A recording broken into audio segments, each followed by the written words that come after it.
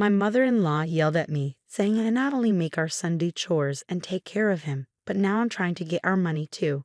She called me lazy and said I only bring in $700. I felt scared as she pointed a knife at me. It hurt my feelings a lot. I was doing all the work and looking after the kids because my husband didn't have a job. I couldn't take it anymore. I left everything and took my child to my parents' house. My name is Emily. I'm 23 years old, and I live with my husband, our child, and my mother-in-law. My husband, Richard, was popular in high school. He was good at soccer and was the student president. Everyone admired him. He came back to our town after getting a job and asked me out. We started dating seriously after a few dates. Even as an adult, he was still the handsome, impressive guy I fell for. After I finished vocational school, I found out I was pregnant. It was a bit unexpected, but I thought I could have a happy life with my child and Richard. But things got tough when we talked about life after getting married. "Why don't we move into my parents' house after we get married?" Richard suggested. "But I want it to be just us three with our child," I replied. "But won't it be expensive to live on our own?" he asked. "If we stay with my parents, we won't have to worry much about money. And if we both work, we can afford our own place, right?" I reasoned. "Well, about that. My income this month isn't great," Richard admitted. "How bad is it?" I asked. "It's less than $1,000, he confessed. "What? Why is it so low? You told me you were working at an IT company," I exclaimed. "I quit that job. Now I'm making money at the casino and doing part-time work," he explained. "At a casino?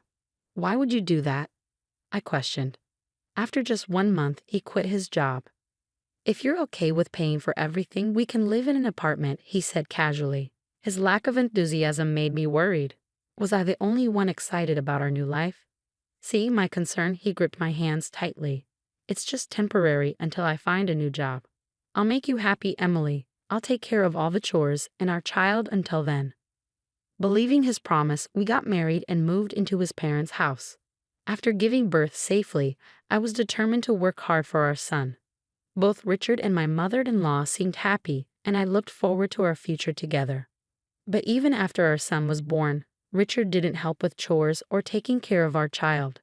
Instead, he spent his days at the casino. After going to the casino again, "What about helping with the chores and taking care of our child?" I asked, reminding him of his promise. "Don't tell me what to do," Richard suddenly shouted back at me. Confused by his outburst, my mother-in-law came into the room, having heard the argument. "What's going on here?" she asked. "I'm busy with work, and she's asking me to help with chores and taking care of the child," Richard explained. "What? That's the wife's job," my mother-in-law exclaimed. Richard hadn't told his mother about quitting his job. Instead, he painted me as the bad wife who forced him to do all the housework and take care of our child. His lies turned my mother-in-law against me, making her resentful. Richard kept going to his part-time job and the casino, where he often lost the little money he earned. I ended up paying most of our expenses, making our life tough since I wasn't working. Eventually, I had to go back to work, leaving our son at a child care center. Luckily, I found a job as a dental hygienist pretty quickly. But when I came home from work every day, my mother-in-law would yell at me. "What do you think you're doing? This isn't playtime. You're a parent, but all you do is fool around. Make dinner now." She slammed the newspaper she was reading onto the floor in frustration. Sometimes she'd even break plates when she was really angry. My mother-in-law was unpredictable. Her mood could change in an instant. I was afraid of what she might do next, so I just went along with it. But between taking care of my son, working, and doing housework every day, I was exhausted. I couldn't take it anymore. So I decided to talk to Richard one more time. I caught him before he left for the casino early in the morning. "Listen, I've reached my limit. Can't you help out with our son a little?" "What? Like I said, I'm busy. I'm trying to find a new job." "You get that right. Do you want me to stay jobless forever? You'd be in trouble then, wouldn't you? Your child's father, unemployed. If you don't like it, just do what you're told," Richard retorted. "But we're barely making ends meet. I'm using up all my savings to cover our food expenses. Do you even know how expensive diapers are? You say you're making money at the casino, but we never see any of it," I argued. Most of our living expenses were covered by my money. My mother-in-law used to pay for utilities, but now she wanted $500 a month from us. So I had to dip into my savings. Even the food costs were eating away at my savings, and I was running out of money fast. All I had left was what I earned from a part-time job I had while I was in school. That's enough. How dare you talk back to me? You've got a lot of nerve saying those things after moving into my house. Richard, who was usually kind, changed completely when it came to money or the casino. Hearing Richard shouting, my mother-in-law came into the room. "What's going on now? Is your wife complaining again?" she asked. "Yeah, she is. She's telling me to do housework and take care of our child.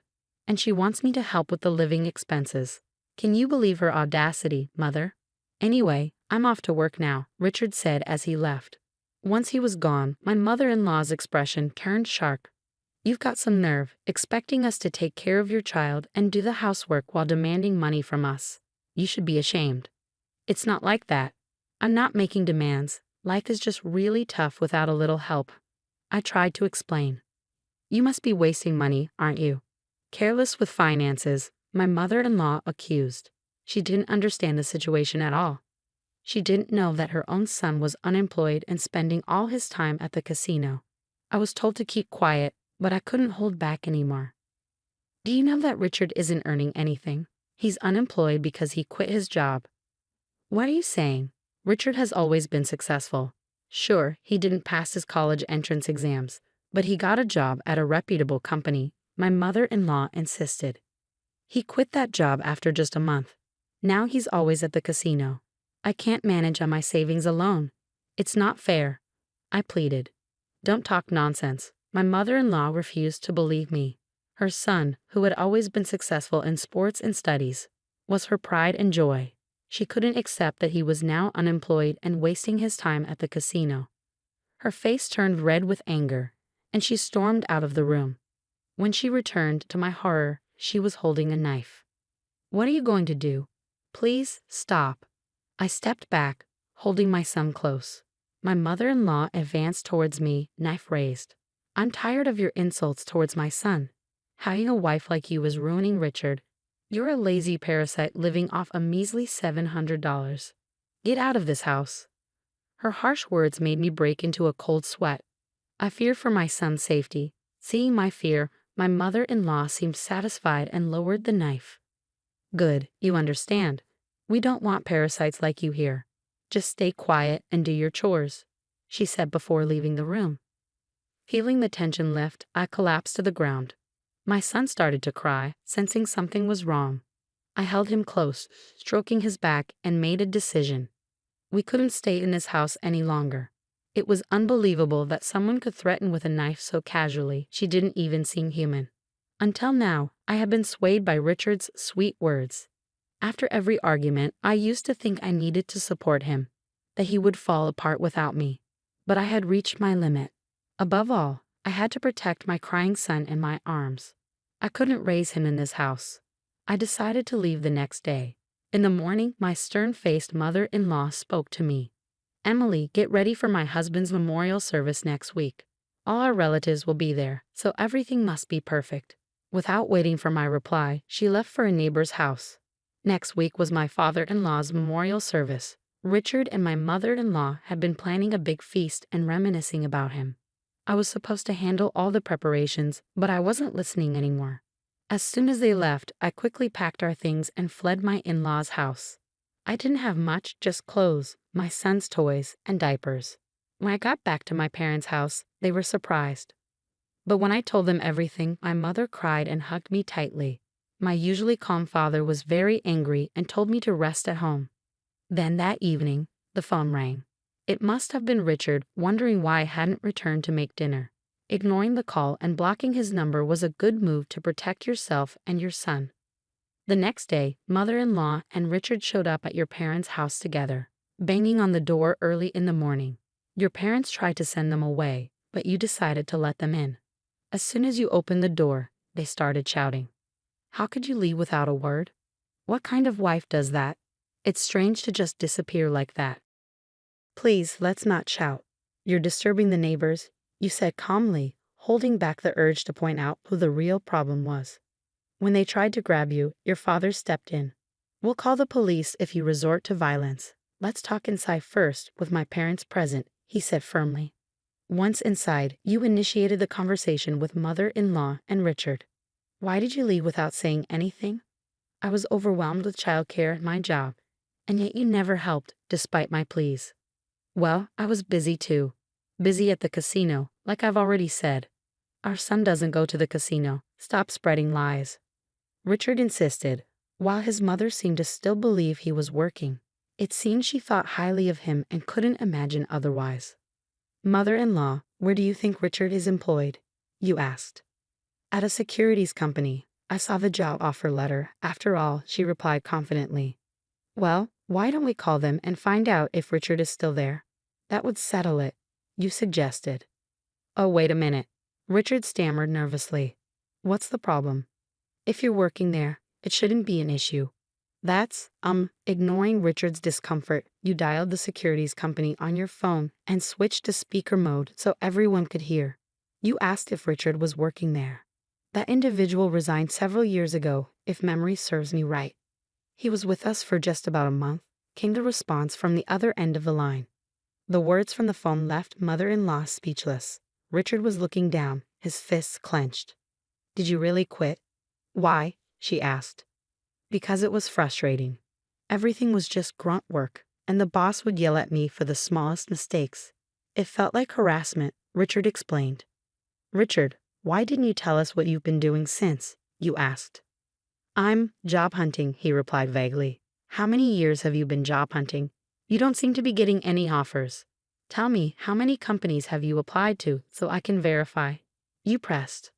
Well, there aren't any good job offers. When a good company comes along, I'll get a job, Richard said confidently. You seem very confident in yourself. By the way, you're working part-time now, right? How much did you make last month? You questioned.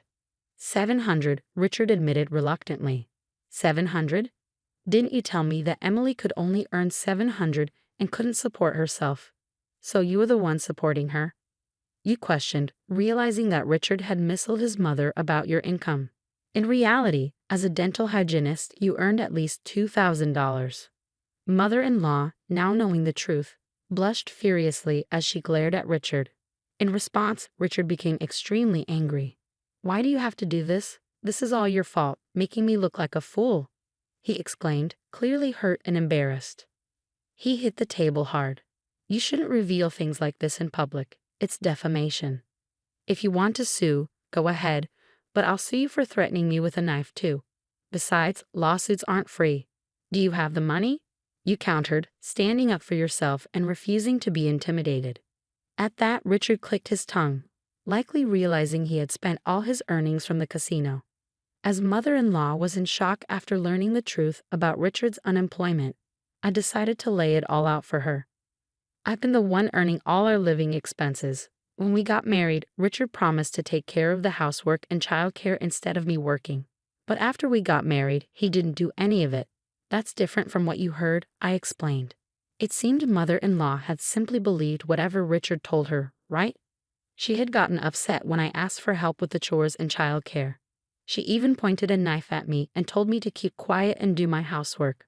I could see her face turning pale as she stood in front of my parents, being called out for her behavior.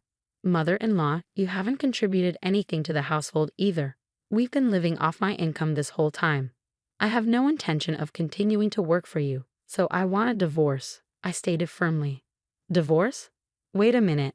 Don't just drop that bombshell all of a sudden, Richard protested. Yes, that's right. I'll help out too, so please come back, my father added, offering support. No thank you, I stated firmly. Their surprised expressions indicated they were taken aback. I, who had always given in after being yelled at or begged persistently, had clearly refused this time. I don't want to live with someone who threatens me with a knife just to get their way. I'm tired of living with Richard, who spends all day gambling at the casino. I'll make sure you pay me compensation for all the hard work I've put in so far, as well as child support, I declared. No way. That's going to be a problem. I can't possibly afford that, Richard protested. Well then, stop gambling and start paying, I retorted. But I can't do that. I don't have a job, Richard admitted. I was appalled by Richard's lack of understanding.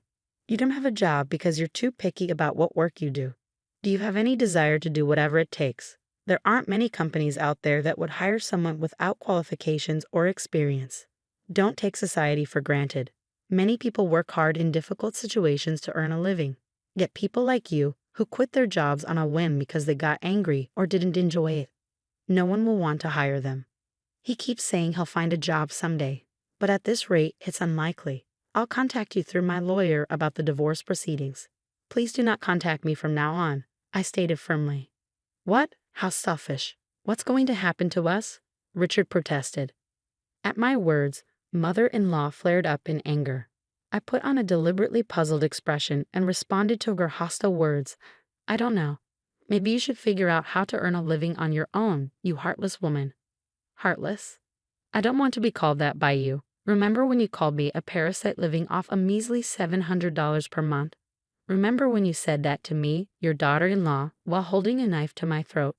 By the way, the lazy person making $700 a month is right next to you. Are you not telling him to leave? I confronted her.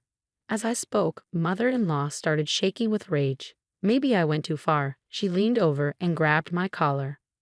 Stop it. I told you I will call the police if you lay a hand on her. My father forcefully pulled her off of me, but she was too riled up. So not only threats with a knife, but physical violence too. How barbaric. Don't you think it's better not to compound your crimes any further? I said, ignoring her resentful glare, and turned to Richard. I used to believe you would change, but I'm giving up on that now. I need to protect our son. I won't trouble you anymore. I'll take care of the money, the housework, and the childcare, so please come back. You'll take care of the money? Really? Even with careful budgeting, it's over $1,000 a month. Can you earn that? Richard's face turned pale upon hearing my words. He had never made more than $1,000 since he quit his job. But I have Mom's pension, he stammered. So, you're telling me you're dependent on my pension now? Mother-in-law couldn't keep her calm at Richard's absurd words. There's nothing else I can do. I don't have a job. Now I'm doing part-time work. Can we try to work things out? Richard pleaded. My father, hearing Richard's unyielding stance, finally spoke up. Richard, you and your mother have taken great advantage of our precious daughter. If I had known you were such a person, I would have opposed the marriage by all means. I will never let her step foot in your house again. I'll sever all ties. But I can't live without Emily. Please, give me another chance. Richard pleaded desperately. Don't joke with me. Can't live without our daughter? You're already planning to depend on her.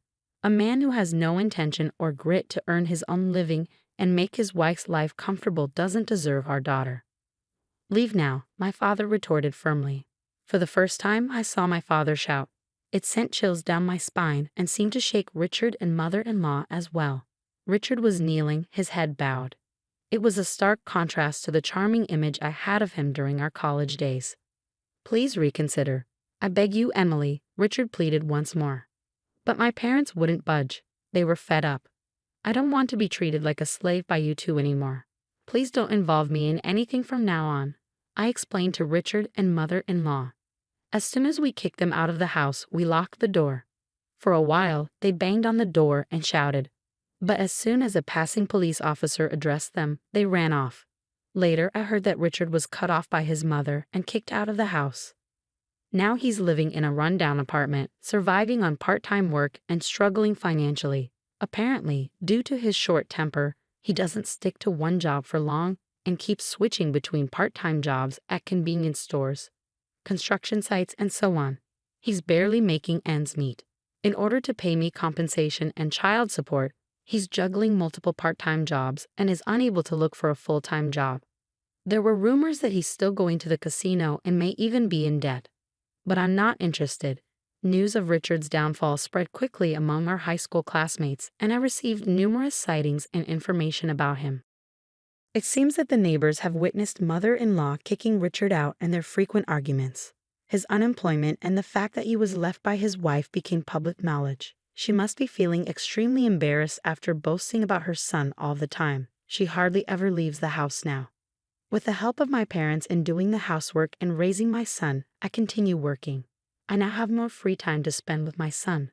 I don't need to leave him at the child care center since my parents take care of him. So everything has been great. I wish I had divorced sooner. From now on, I'm going to cherish the time I spend with my son and watch him grow up closely.